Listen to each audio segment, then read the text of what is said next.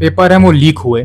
क्या लग रहा है कि कहीं न कहीं सरकार की इसमें खामियां हैं और देश में ऐसे तमाम छात्र आंदोलन हुए, क्या अब सरकार विश्वास नहीं बना पा रही है क्या ये युवाओं है के कि बीच? हमें जड़ तक जाके जो भी इसमें लिप्त हैं इस कार्य में, उनकी पूरी एक हमें शीट बना के कम्युनिटी, ऐसी कम्युनिटी अपने आप एक कम्युनिटी है जो कि आगे प्रगति कर रही है, प्रगति कर चुकी है और आगे करेगी। और मुझे लगता है जो एक राष्ट्रहित है, राष्ट्रहित पार्टी है, वो सब तबके को लेके एक अच्छा। नमस्कार, मैं हूं अनुराग और आप मेरे साथ देख रहे हैं बेबाक बातें। आज आपकी स्क्रीन पर जो हैं वो डॉक्टर शुभांकित आर्य जी हैं। शुभांकित आर्य जी पेशे से एक चिकित्सक हैं और अब वह राजनीतिक जीवन में भी अपने कदम रख चुके हैं। आइए हम उनसे बातचीत करते हैं। सर, आपका हमारे चैनल बेबाक बातें पर बहुत बहुत स्वागत है। नमस्कार, बहुत बहुत धन्यवाद। सर, आप पेशे से एक डॉक्टर हैं जी। अस्पताल से अचानक विधानसभा जाने की ऐसी कौन सी जरूरत आ गई? देखिए, अस्पताल से विधानसभा का सफ़र मैं आपको बता दूं। देखिए, मैं खजनी बहुत समय से जाता हूं, मरीज़ देखता हूं। मैं वहां का एक फिजिशियन हूं, एमडी शायद मैं इकलौता हूं उस एरिया का। और मैं जब जाना शुरू किया, मैं बहुत एक लंबे समय से, मुझे लगभग 2-2.5 साल हो गए जाते हुए। तो काफ़ी मरीज़ उधर आए, आते गए। फिर मैं थोड़ा वहाँ लोगों की पीड़ा, बीमारी, सारी चीज़ें देखता गया, देखता स्लोली एंड स्टेडी सारी चीज़ें आगे बढ़ती गईं। फिर वहाँ पे कई ऐसे मेरे मरीज़ थे, जो लोग राजनीतिक भी थे, जो लोग प्रधान भी थे, जो लोग ब्लॉक से संबंधित थे, जो लोग जनप्रतिनिधि से संबंधित थे। उन लोग को देखते देखते और उन लोग के, कह लीजिए, एक मेरे मरीज़ थे, उनकी शायद 2 बार वो मेरे यहाँ रह के वेंटिलेटर से बाहर आए। तो मैं आपको सबसे पहले तो ऑनेस्टली बताऊं तो वो एक ऐसे व्यक्ति हैं, उसी विधानसभा को बिलोंग करते हैं। उन्होंने मुझसे आके एक बार कहा कि डॉक्टर साहब, अगर आप बुरा ना माने एक बात कहूँ। मैंने कहा, क्या, बताइए। तो कहते हैं कि मैं आपको दूसरे रूप में देखना चाहता हूँ। मैंने कहा, बिल्कुल बताएं, मतलब मैं समझा नहीं उस समय।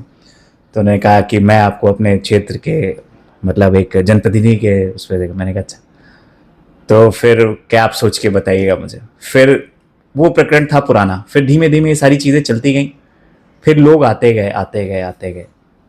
फिर और लोग उस तरीके के आने लगे मेरे पास। फिर सबने ये कहा कि डॉक्टर साहब, आप क्यों नहीं कुछ और सोचते हैं। फिर मैंने सोचा, पढ़ा, सब कुछ देखा। फिर उसके बाद जब मुझे लगा कि शायद अगर मेरा ये दायरा और होता है तो शायद मैं अपनी सेवाएं तो दे ही रहा हूँ, और जनता के बीच में और कुछ अच्छा कर सकूं, और लोगों को लाभान्वित कर सकूं, उनके लिए अच्छा कर सकूं। चिकित्सा ऐसा क्षेत्र है ना, एक चिकित्सक में जो एक मानवता होती है ना, वो हर प्रकार के लोगों को देखता है। यहाँ गोरखपुर में मैं आपको बताऊं, लोग आसपास के जिलों से, दूसरे राज्यों से, बिहार से, दूसरे देश से, नेपाल से लोग एक आस लेके आते हैं डॉक्टर के पास। आप समझेंगे, वो पिछली रात चलते हैं, ट्रेन से, बस से आते हैं, सवारी बदलते हैं 2-3, पहुंचते हैं अपनी मंजिल तक कि हमको शायद हम इनको देख के ठीक हो जाएं, शायद हो। तो मुझे लगा, फिर मैंने विधानसभा में चलना शुरू किया धीमे धीमे, कई अभियान, क्योंकि मैं ऐसे निःशुल्क स्वास्थ्य शिविर कराता रहता हूँ और उनसे काफ़ी लोगों को, कह लीजिए, बीमारी का भी काफ़ी पता चलता है। शुगर है, बीपी है, थायराइड है। मतलब मेरे जाने के बाद मुझे लगता है कि मैंने ही कम से कम 500-700 लोगों को शुगर पहली बार में बीमारी पकड़ ली। तो मैंने कहा, अब मैंने बीमारी पकड़ ली है, तो अब मैं चाहता हूँ कि अब मैं कुछ और यहाँ की समस्याएं भी पकड़ूँ। तो धीमे धीमे मैंने वहाँ की समस्याओं को भी जाना, और जैसे जैसे लोगों का प्यार मुझे मिलता गया, ये चिकित्सक सफ़र एक राजनीतिक मोड़ भी लेने लगा। सर, राजनीति में आने की आपको प्रेरणा कहाँ से मिली? और जैसा राजनीति में एक शब्द है राजनीतिक गुरु, ऐसा कोई है क्या आपका राजनीतिक गुरु? देखिए, अगर मैं आपसे कहूँ तो मैं, क्योंकि कई जनप्रतिनिधि लोग का स्वयं चिकित्सक भी हूँ, मेरे राजनीतिक गुरु तो आप मानेंगे तो बहुत हैं ऐसे। मैं क्योंकि गोरखपुर ज़िले से हूँ और शुरू से महाराज जी का आशीर्वाद रहा है, तो मैं कहूँगा प्रदेश के मुखिया वो हैं। तो मेरे राजनीतिक गुरु माननीय मुख्यमंत्री उत्तर प्रदेश योगी आदित्यनाथ जी, और हमारे माननीय प्रदेश अध्यक्ष श्री पंकज चौधरी जी, क्योंकि जो भी इस ज़िले से जुड़े जनप्रतिनिधि हैं, माननीय केंद्रीय ग्रामीण विकास राज्य मंत्री कमलेश पासवान जी, माननीय सांसद कुशीनगर श्री विजय कुमार दुबे जी, और मेरे सबसे सीनियर एक गुरु डॉक्टर रमापति राम त्रिपाठी जी, पूर्व प्रदेश अध्यक्ष, पूर्व सांसद देवरिया। तो मैं कहूँगा कि सभी लोग से मैंने प्रेरणा ली है, सभी लोगों ने कुछ कुछ इनपुट हर तरीके से, सभी लोगों के जीवन की मतलब कार्यशैली को मैंने देखा है, सब तरीके से मैं वाकिफ़ हूँ और सब लोग का मुझे स्नेह भी मिला है। तो ऐसे कह लीजिए कि मेरे राजनीतिक गुरु इस जनपद के सभी प्रतिनिधि हैं जिन लोग से मैं जुड़ा हुआ हूँ। सर, देश में एक बड़ा मुद्दा छिड़ा है नीट पेपर लीक का, और आप खुद पेशे से एक डॉक्टर हैं। आज अगर डॉक्टर शुभांकित आर्य जी नीट के अभ्यर्थी होते तो जो पेपर जो लीक कराने वाले एक माफिया, उनको कह सकते हैं माफिया हैं, उनके लिए कौन सी सजा की मांग करते सरकार से? देखिए, जो भी है इस सजा के लिए तो वो हकदार हैं, और जल्द से जल्द मैं अनुरोध करूंगा सरकार को, केंद्रीय नेतृत्व को, जो भी है लॉ को, लॉ मिनिस्ट्री को, कोर्ट को, कि इस पे जल्दी निस्तारण करके जो भी एक लॉ बुक में एक हमारे प्रकरण, हमारा जो संविधान कहता है उसके अनुसार जो सख्त से सख्त सजा हो, जिससे भी देखिए भविष्य ऐसी चीज़ है जो लोगों का मनोबल, कुछ उसमें ज़रा सी भी ऊंच नीच हो जाए वो इंसान का मनोबल तोड़ देती है। तो एक हौसला, कोई एक व्यक्ति है, कोई विद्यार्थी है जो अपने जीवन में जिसने कर लिया, अपना इंटर कर लिया, वो एक उसका एक दिशा रहती है कि अब हमें इस पथ पे जाना है, उसके लिए वो तैयारी करता है, दिन रात एक करता है, सारी चीज़ें अपनी छोड़ देता है। तो उस पर अगर कोई बाधा आती है तो मुझे लगता है कि कानून के अनुसार जो भी सख्त से सज़ा होनी चाहिए वो बिल्कुल होनी चाहिए इसके। सर, इधर देखा गया हाल के कई वर्षों में तमाम सारे जो पेपर हैं वो लीक हुए। क्या लग रहा है कि कहीं न कहीं सरकार की इसमें खामियां हैं, और देश में ऐसे तमाम छात्र आंदोलन हुए, क्या अब सरकार विश्वास नहीं बना पा रही है क्या युवाओं के बीच में? नहीं, ऐसा मैं नहीं कहूँगा कि इतनी सारी चीज़ें हो रही हैं, ये देखिए भाई कोइंसिडेंस है। और मुझे लगता है कि सरकार जो भी कर रही है, अब देखिए हर तरीके से कहीं ना कहीं कुछ ना कुछ चीज़ें, आप हर तरीके से नहीं, भाई आप प्रदेश है, कोई व्यक्ति है, अब किसी के साथ कोई दुर्घटना हो गई, उसके लिए वो एक बाय चांस है, कोई चीज़ें हैं। मुझे लगता है कि एक थोड़ा सा और हमें एक जागरूकता फैले तो हम और ज़्यादा सारी चीज़ें ठीक कर सकते हैं। मैं किसी को वो नहीं कहूँगा कि किसी की वो है, बट लेकिन हाँ, थोड़ा और जागरूकता फैलने से हम और हो सकते हैं। सर, जंतर मंतर पर जो पिछले 36 दिनों से आंदोलन हुआ, उसके बाद देश के शिक्षा मंत्री धर्मेंद्र प्रधान का इस्तीफा आ गया जी। सर, क्या आपको लगता है कि महज इस्तीफा से ही जो पेपर लीक की घटना है वो खत्म हो जाएंगी, या इसके लिए और क्या क्या ठोस कदम उठाने चाहिए सरकार को?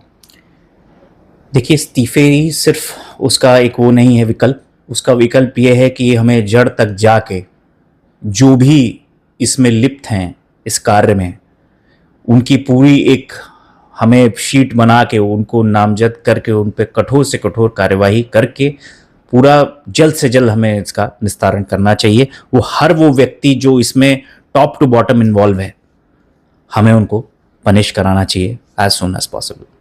सर, आपने राजनीतिक जीवन की अपनी शुरुआत की तो आपने भारतीय जनता पार्टी का ही चुनाव क्यों किया? देखिए, मैं जब से बचपन से ही, मेरी हर आदमी की एक विचारधारा होती है, तो मैं उसी माहौल में पला बड़ा हूँ, और मेरी एक अपने कह लीजिए कि इस पार्टी को मैंने देखा है, जनप्रतिनिधियों को देखा है, सब तरीके की मैंने चीज़ें देखी हैं।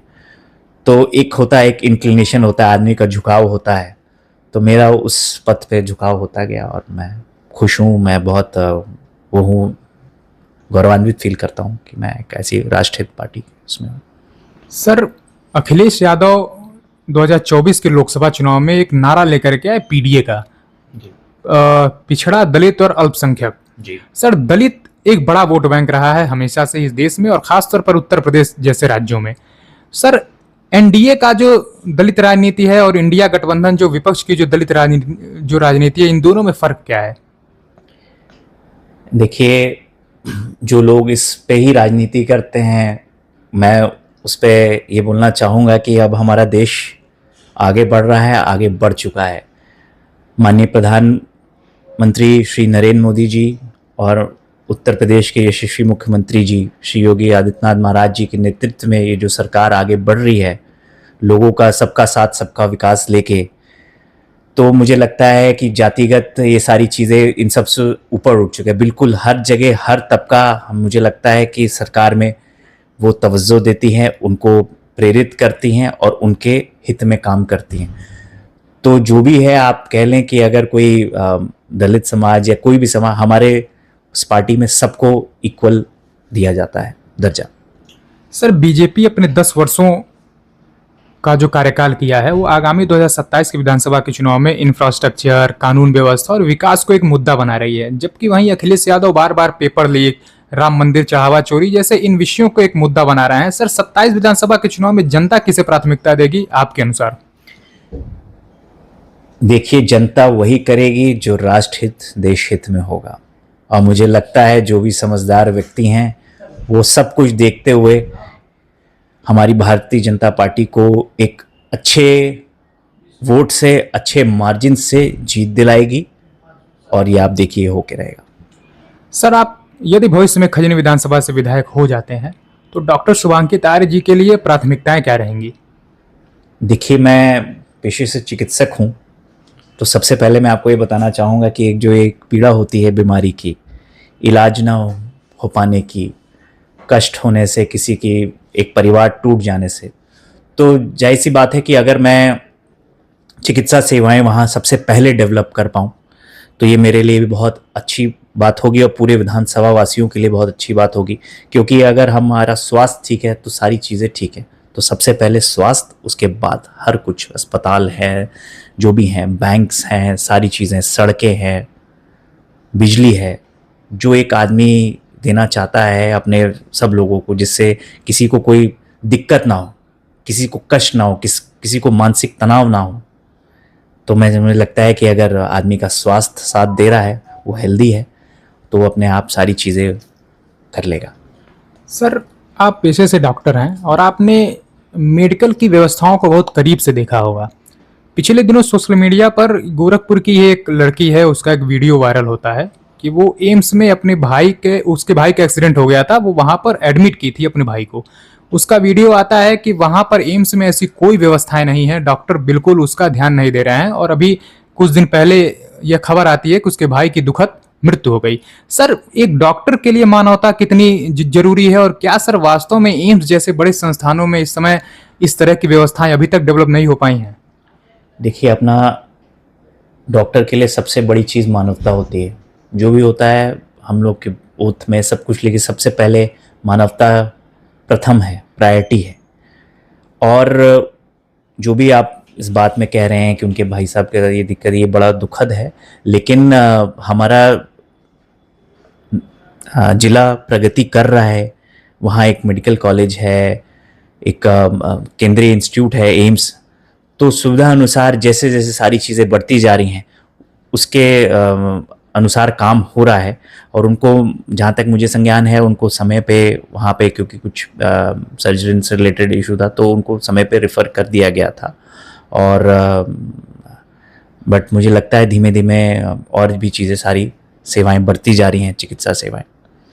सर, क्या देश में आज भी जो शेड्यूल कास्ट है वो केवल वोट बैंक के लिए इस्तेमाल होता है, या वो मुख्य धारा की राजनीति में, मुख्य धारा के विकास में वो जुड़ चुका है? बिल्कुल जुड़ चुका है।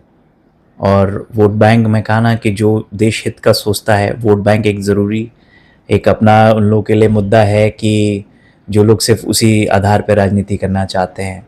Schedule caste community, SC community अपने आप एक कम्युनिटी है जो कि आगे प्रगति कर रही है, प्रगति कर चुकी है और आगे करेगी। और मुझे लगता है जो एक राष्ट्रहित है, राष्ट्रहित पार्टी है, वो सब तबके को लेके एक अच्छा विकास करके, और जो लोग भी हैं, पिछड़े हैं, जिनको गरीबी रेखा के नीचे हैं, उनके लिए काम कर रही है। सर, हमारा अंतिम सवाल, खजनी विधानसभा के लोगों के लिए डॉक्टर शुभांकित आर्य का क्या संदेश होगा?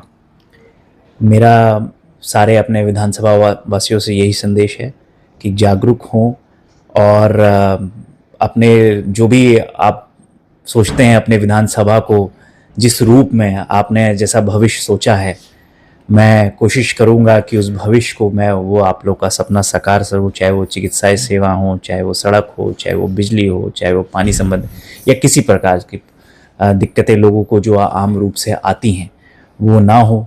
तो मेरा उनसे ये अनुरोध है कि जागरूक रहें, हमारा युवा साथ रहे, हमारे सारे वृद्ध साथ रहें, हमारे जितने वर्ग के लोग हैं सब लोग साथ दें, सबका साथ सबका विकास मिलके करें।